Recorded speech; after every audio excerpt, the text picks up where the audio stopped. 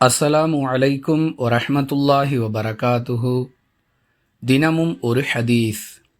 இவ்வாறு சொல்லப்பட்டது, அவர் சொன்னார் என்று ஆதாரமில்லாமல் பேசுவது, பொருட்களை வீணாக்குவது, அதிகமாக யாசகம் கேட்பது ஆகிய 3 செயல்களை அல்லாஹ் வெறுக்கிறான் என்று ரசூலுல்லாஹி ஸல்லல்லாஹு அலைஹி வஸல்லம் அவர்கள் கூறியதாக முகீரா பின் ஷுஅபா ரலியல்லாஹு அன்ஹு அவர்கள் அறிவிக்கிறார்கள். நூல் புகாரி, ஹதீஸ் எண் 1477.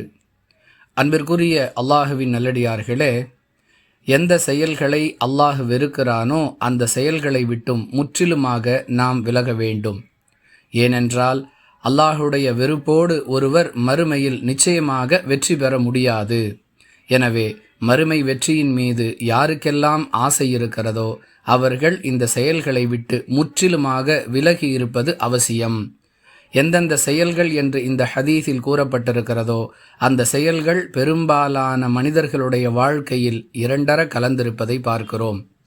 நாம் பேசக்கூடிய செய்திகளில் அதிகமானவை ஆதாரமற்றவைகளாகவே இருக்கின்றன. இந்த நிலையை மாற்றிக்கொள்ள வேண்டும். பொருட்களை வீணாக்குதல் என்று வரும்பொழுது உணவுப் பொருட்களை வீணாக்குவது மிக சாதாரணமாக நடைபெறக்கூடிய ஒரு செயலாக ஆகிவிட்டது. எனவே அல்லாஹுவின் வெறுப்பிற்கு அஞ்சி இந்த வீண் விரயத்தை விட்டும் நம்மை நாம் தற்காத்து கொள்ள வேண்டும். அதேபோன்று யாசகம் கேட்பதற்கு யார் யாருக்கெல்லாம் மார்க்க ரீதியாக அனுமதி வழங்கப்பட்டிருக்கிறதோ அவர்களை தவிர மற்றவர்களும் சர்வசாதாரணமாக பிறரிடம் யாசகம் கேட்கின்றனர். அதுவும் தேவைக்கு அதிகமாக தன்னுடைய பொருளின் அளவை அதிகப்படுத்தி கொள்ள வேண்டும் என்பதற்காகவெல்லாம் யாசகம் கேட்கின்றார்கள். அல்லாஹுவை அஞ்சி அல்லாஹுவின் வெறுப்பை விட்டு விலக வேண்டும் என்ற ஆசையோடு அல்லாஹ் தடுத்த இந்த செயல்களை விட்டும் அல்லாஹ் வெறுக்கக்கூடிய இந்த செயல்களை விட்டும் விலகிக் கொள்வதுதான் நம்முடைய மறுமைக்கு பாதுகாப்பு. புரிந்து நடந்து கொள்வோம். வாஹிர் தஅவானா அனில் ஹம்துலில்லாஹி ரப்பில் ஆலமீன்.